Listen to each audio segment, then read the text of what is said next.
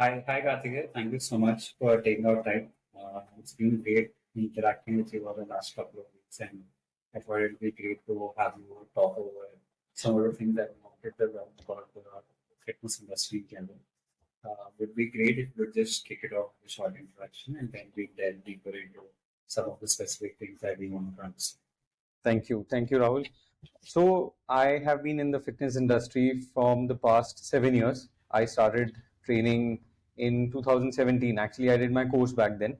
And I started with personal training, but now I do personal training and online coaching both, specifically after COVID, because the online fitness market, I think, has really boomed after COVID. So, that's why and apart from that, I have also done my BTech in civil engineering before that. So I graduated in BTech and then I switched to this profession. I never really worked as an engineer, right? Because I always, saw myself as someone who cannot sit in front of a computer and do the job. But here I am in the same position. Yeah. So yes. So I have done. I started my career with a K11 certification in personal training and nutrition, but later on I did other courses from the Australian Strength Coach and nutrition also from Clean Health Fitness Institute. So yeah, that's my educational history. And apart from that, I think more than just the physical aspect of the body, I have also learned the mental aspect of it, or you can say the habit building, which really helps people to follow what we tell them to, because mind and body go hand in hand. So yeah. No, that's a great introduction. I think people often do engineering to figure out what they want to do Yeah. next. So I think that's great to know. I think we'd love to know about what drew people to your coach. I know you did mention about wanting to not do a desk job and get into this, but is there something that particularly inspired you to become a coach?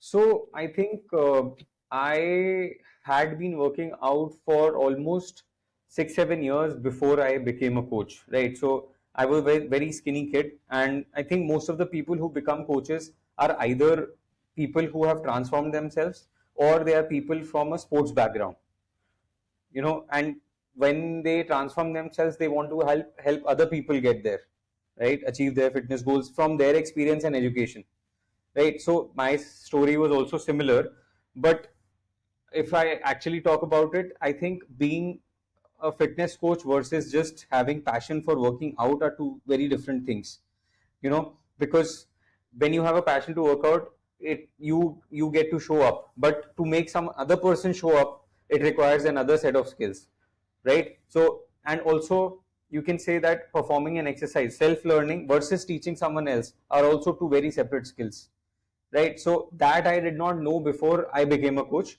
and I have learned that over time, because teaching has been a strong point for me from the beginning.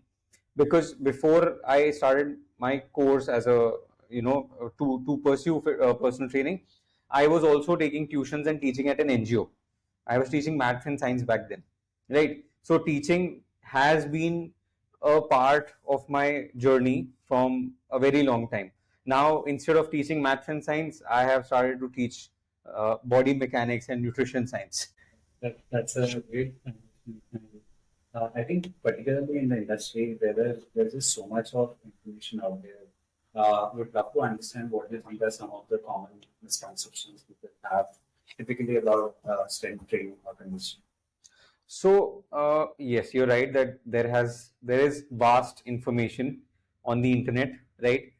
And the problem is that that information is not organized. You know, okay. If I specifically talk about Instagram, right?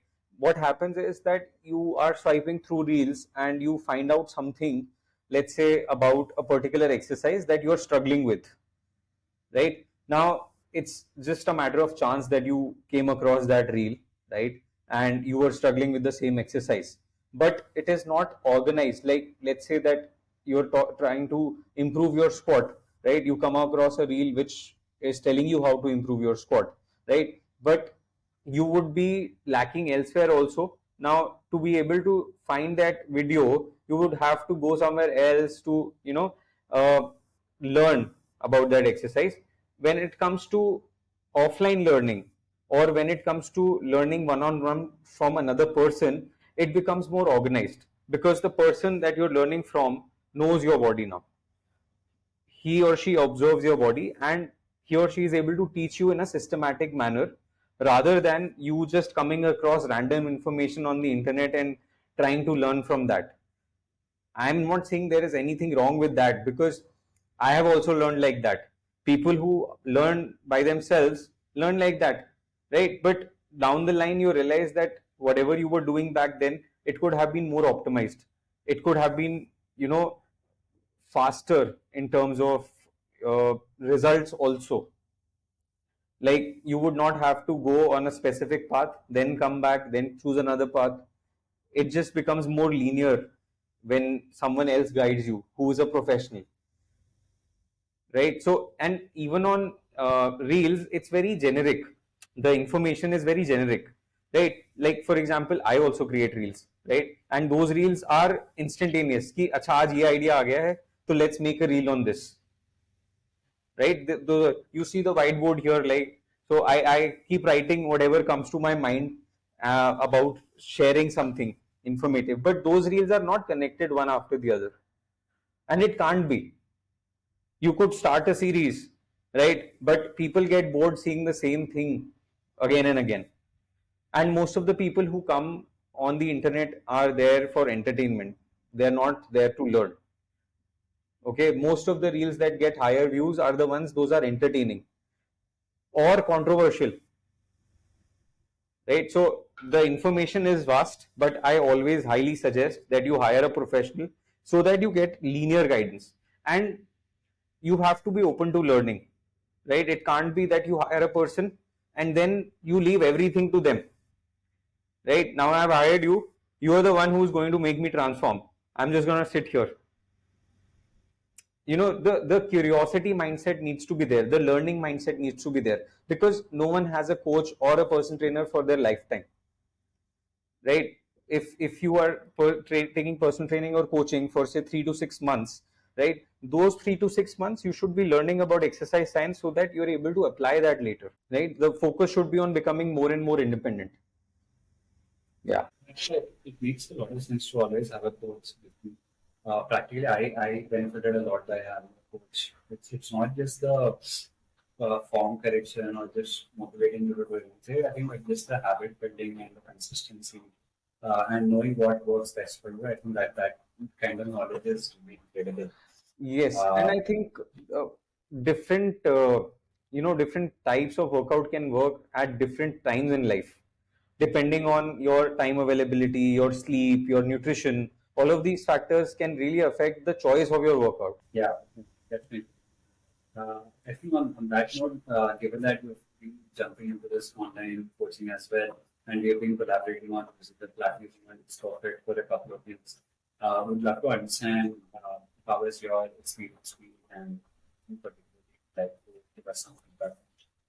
So I think Spurfit has reduced my work to half the effort that I put in, because earlier I had to make either Excel sheets or PDFs and send it out to clients, right? And it has also made things easier for the client, because now the app is more organized, right? Otherwise, they would have to go to the PDF. Even if I have attached YouTube links on the PDF would open it to another app, the YouTube app. If you click on the link, then they would have to keep switching back to that. But in the app, you're able to see the workout and the videos side by side, right? So that makes it very convenient for the member, and for the coach it makes it convenient because you're able to track everything on the dashboard, and the uh, designing of the workout has become easier, and I think the most uh, the most convenient thing that I find in Spurfit is that you can add your own links to the exercise videos, because that is something that other platforms do not provide, right? So you can choose which kind of teaching or which kind of training video you want to attach with your exercise. So that's having very kind of you for this feedback. And I think even when working with you, features that you suggested and all the things that you streamlining the platform for us as well. So yeah, thanks for that. Now, if we just sort of jump into what are some of the fundamental principles of this strength training activities here. If someone who's a beginner, if he or she is just getting into it, how can they sort of build a solid foundation? What are the things they should keep in mind, or where to start, or where to, if you can share some light on that. So, okay, for a beginner, I would emphasize on learning the form and technique first of all, right? Because if you have a strong foundation with respect to form and technique, you can progress in your strength and weights, better than someone who does not have a solid foundation of form and technique. And it is difficult to correct someone once they have learned a particular way of performing an exercise, right? Because your mind stores those neural pathways in the way that you have been performing them. Now, to forget about it and change that or to improve on it is something that takes more effort than a fresh learning, right? So that's why. So I've come across people who join a gym, right? And if they are approached by a personal trainer, or if they are pitched a personal training package, they say that I want to go about doing things by myself for a couple of months and then hire a personal trainer. But I think it should be the other way around.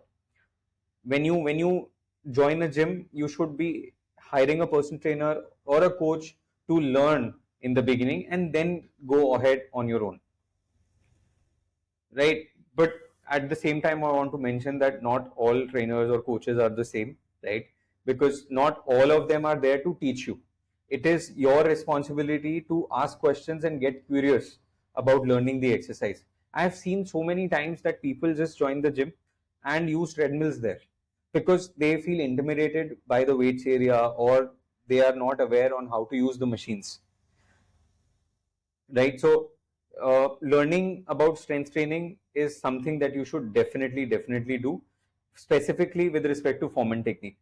That improvement will never stop, right? But it is better for someone to guide you in the beginning so that you know what you're doing, you have a sense of direction, right? So form and technique first. Secondly is that I think uh, when it comes to strength training, progressive overload is something that you should focus on, right?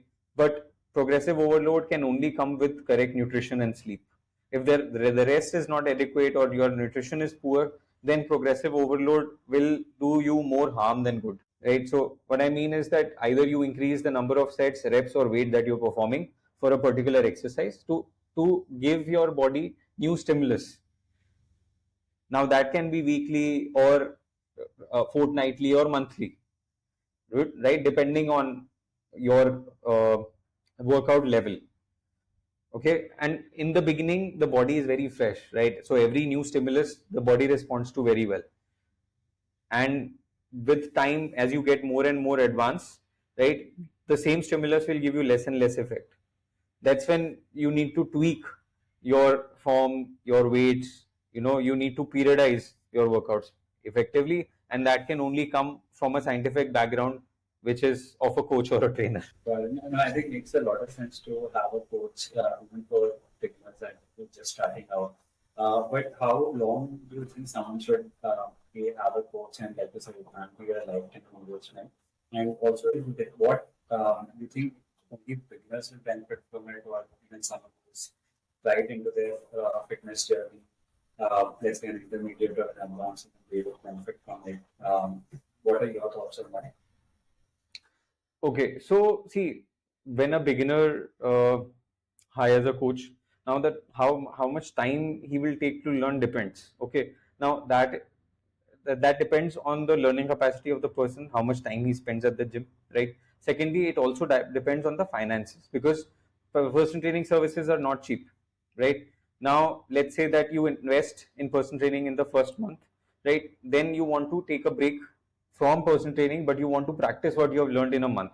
So it can also be that you take it for a month, then perform by yourself, then another, in the third month you take personal training again, so that whatever you have learned you're able to apply, and then you come back to the trainer, right? But I would say that if you want to see results, because in today's date, no one hires a personal trainer or a coach to learn. They hire for body transformations, right? Because it sells, and that is their main goal. I want to look a certain way, and that does not happen in a month. That starts to happen religiously if you do it after the third month.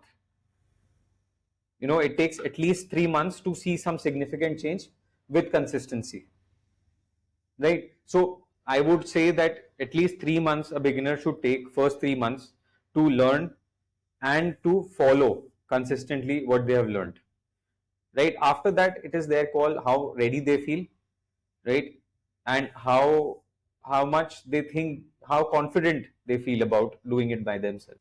That's helpful to know. And you did very briefly touch on this, and it's something even I'm very interested to know is on what is the role of nutrition in this whole strength training? I know for weight loss it is very direct when you have a calorie deficit diet, but in terms of what impact do you think nutrition plays? And second thing is any quick tips or suggestions that you have for someone to either maximize their gains or see impact real quick? So nutrition is, I think, the topmost priority when it comes to results. Okay, because nutrition, if nutrition is poor, then training will suffer, right? If not today, then someday it is going to suffer. The progress is going to be stalled, because what happens is that I have personally experienced this, that people give 100% for their workouts, right? But when it comes to nutrition, they lack. Why? Because in training, they're there, right? They feel guilty if they don't train, but they don't feel that when they're eating, because eating is also seen as a form of pleasure, right? So to control there is something which is difficult. Secondly, the diet in India is truly deficient in protein, and that is something that you need to build muscle and even to sustain it, right? Even if, say, someone is trying to just lose fat and not gain muscle, right, they also need protein to maintain the muscle mass that they have, right?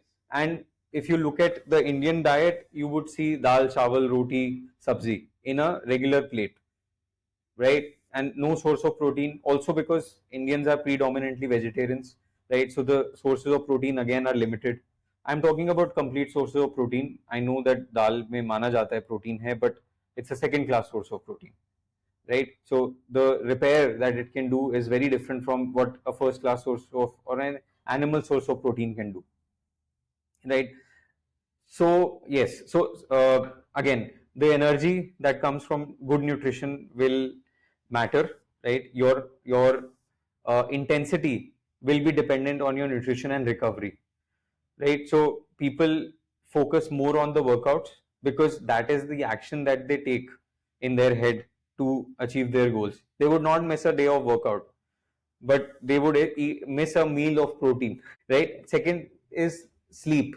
Sleep is something that is not even looked at when it comes to your goals. Look, people are sleeping for 5 hours, 5.5 hours, and then showing up for exercising, thinking that they'll be able to do their best. That does not happen.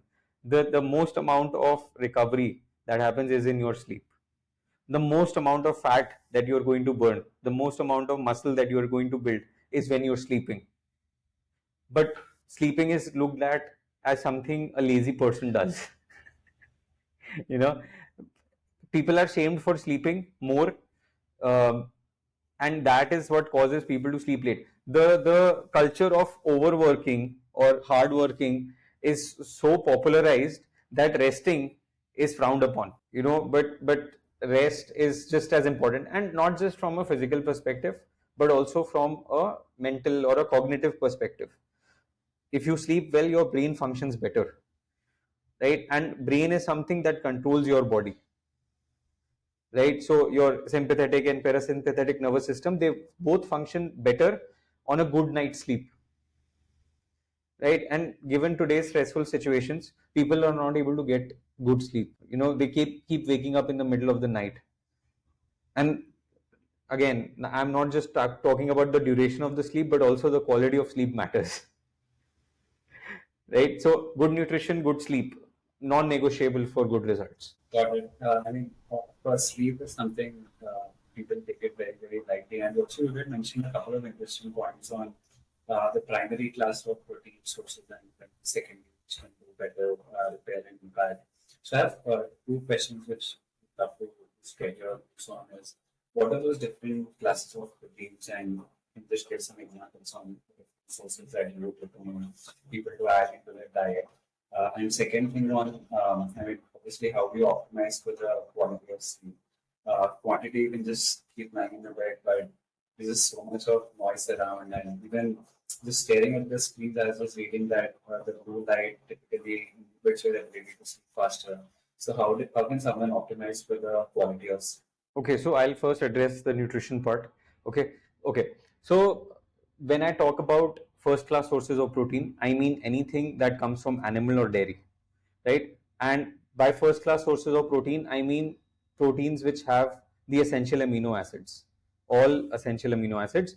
Now, what are amino acids? It's like my name is Kartikey, right? It has two Ks, right? If I take away one K, the name would not be complete, right? So these alphabets in my name are amino acids, and my name is a protein. So there are different proteins in the body, and these amino acids make those proteins, right? When we think of protein, we only think muscle, right? But your hair, skin, nails, your immune system, your organs, everything is made up of protein, right? And every day, billions of cells die and are remade in your body every day. Okay. Now, to build those cells back, you need good amount of protein, right? That's why the bare minimum amount of protein that you should have every day is 1 gram per lean body mass, even if you're not exercising. That is something that you need to be able to maintain a healthy body. Okay, and the same comes when it comes to whey protein. People only take whey protein when they're working out. They're not taking whey protein when they're not working out, because again, that's a misconception. Okay, second class sources of protein comes from all plant sources of protein, including lentils, rajma, soy, whichever is promoted as a good source of protein. Peanuts, I have seen people eat peanut butter for protein, right? I would want to clarify that it is not a source of protein, it is rather a source of fat. Okay, because if you read about it, if you read the label of a peanut butter packet, you will see that it has more fats than protein, right? So predominantly it is fats, right? Okay, so now when it comes to protein sources for vegetarians, they can use all dairy sources, right? Milk, paneer, cheese, yogurt, anything that they want to have can be a source of protein. And people do argue that when you combine two incomplete sources of protein in terms of vegetarians, you get a complete source of protein, right? You may, but the bioavailability is lesser, right? Which means that your body will not be able to absorb the whole of it, right? So let's say that a bowl of dal chawal gives you 15 grams of protein, complete protein, but it's not truly necessary that those 15 grams are going to get absorbed by the body, right? Secondly, when you mix two vegetarian sources of protein, the ratio of protein to carbs is very mismatched, right? So let's say a bowl of dal has 8 grams of protein, right? The same bowl of dal has 20 grams of carbs. Now, if you mix it with rice, the carb content is going to go much higher as compared to protein. Now, we are already eating carbs more and protein lesser, and if we try to mix and match these two, it's going to get even worse, and if you try to control those portions, you're not going to feel full. Then you would want to eat again and again. That's why it's very important to have first class sources of protein and to feel more satiated, to stay full for longer, to not eat very frequently. Yeah. And the second was what? Sorry. No, I think this is good information on nutrition. The second one, we wanted to understand how you optimize for your quality of sleep. Yeah. So, see, in today's date, right, people wake up with the phone in their hand and they sleep with their phone in their hand, right? And it has been shown that blue light does affect your sleep, right? Because blue light reduces the secretion of melatonin in your body, right? So after dark, when your body sees that it is getting dark, it starts to release melatonin. Then we should turn on the lights, laptop, phone, everything, and that reduces the production of melatonin, and that causes you to you know difficulty in falling asleep. Staying asleep is separate. Falling asleep is something that is difficult for people, right? So what I suggest is that you try to slow down a little bit, because we are trying to, again, like I said, that rest is frowned upon, right? And overworking is glorified. So I would suggest that you slow down a little bit, step away from the rat race, right? And then try to, because whenever we talk of fitness, we talk of lifestyle, and sleep, slowing down, all of this nutrition comes as a part of your lifestyle. We look at three things, right? We look at sleep, we look at nutrition, we look at workouts. But other things, your whole day comprises of your lifestyle, right? So my suggestion would be to, try not to use your phone while sleeping and just after waking up, because see, the hard truth is that it is not possible to be without a phone these days, right? Phone, laptop, technology has taken over, right? But you should be able to do the best you can do, right? I was never a person who would like to read books, right? Now I not a day goes by where I don't read books, right? So bedtime, I take a book, I read it for 15 minutes before I hit the bed, or sometimes I journal, right? I clear my mind so that I'm able to fall asleep. Otherwise, what happens is, a lot of times when you close your eyes, thoughts coming up, right? Thoughts start coming up, and you're thinking about work, you're thinking about next morning, you're thinking about what happened during the day today, right? Something that bothers you, all of that starts coming to your mind and prevents you from sleeping. And once you take a notebook and write it down, right, your mind is empty now. I call it a brain dump or a brain vomit, right? You write everything down, and it does not have to always make sense. Okay, so for example, when you first time sit down and start to write, if you've never ever journaled, the thought may come to you, what should I write? And that is something that you write. It doesn't make sense, what should I write? But that's how you start. So that's what I mean, that mind and body have to go hand in hand. And these tips sometimes feel, inconsequential, but they do impact, because when you hear them, they feel kya stupid, because it's not normal. Yeah. But just because it's not normal does not mean it's not effective. No, I think journaling and other things really help. Even I've started doing that for a while now, and I think practically it's a very good way to just clear your thoughts and get. Yeah. And I also heard you mentioning this. I learned this very recently, that melatonin that helps you fall asleep, produce in the dark, and there's this new age of supplements that just are all out there where claim that we'll be able to get better quality of sleep after taking one. What are your thoughts on that? Have you tried that anytime? Have you had any experience? So I do suggest melatonin supplementation in very rare cases, right? Because first I try to help them with their habits, and if nothing works, then I suggest them to take melatonin, and that too for some time, till the time they are able to build that habit, right? The good thing is that it's not addictive, right? So there have been days when people have taken melatonin for fallen asleep, and the next day they did not feel the need to take melatonin, right? Sometimes it works like that. But to have melatonin and still be using your phone or still not doing other things is something that I don't recommend, right? The first thing what you do is that you uh, focus on changing your habits, changing your routine, than falling back on supplements. And apart from melatonin, I also sometimes give magnesium, because it helps you to relax in the night, right? So magnesium supplementation is something that I also give, also because it helps you to have better electrolyte levels in your body, because magnesium is an electrolyte which is used by the body, which is also important for muscle contractions, not just muscles on the body, but also inside the body, the organ, the soft muscle tissues. So magnesium and melatonin are two things that I recommend for better sleep. So you can say that melatonin will help you fall asleep and magnesium will help you stay asleep. Got it. With magnesium, it helps a lot. I think particularly a lot of runners also take it. That's something I've seen.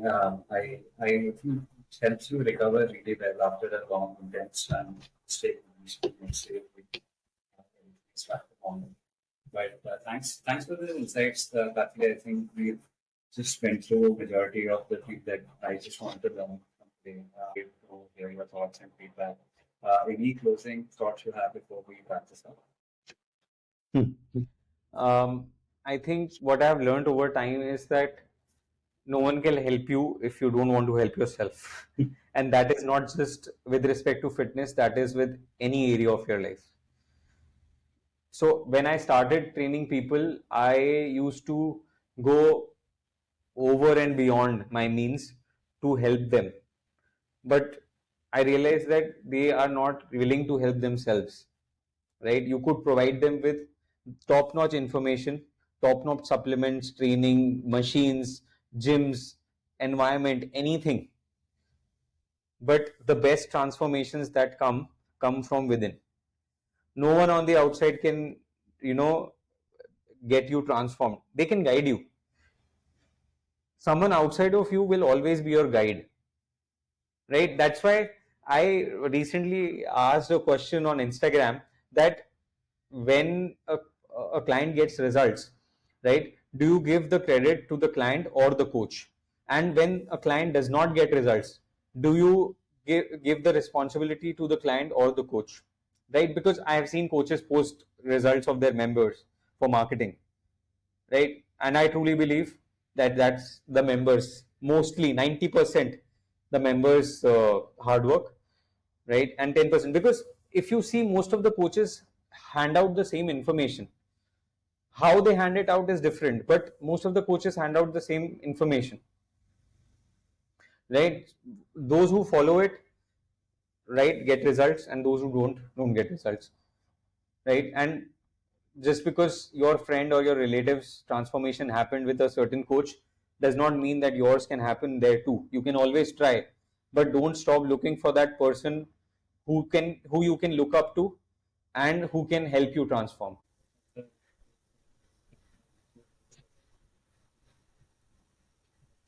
It's very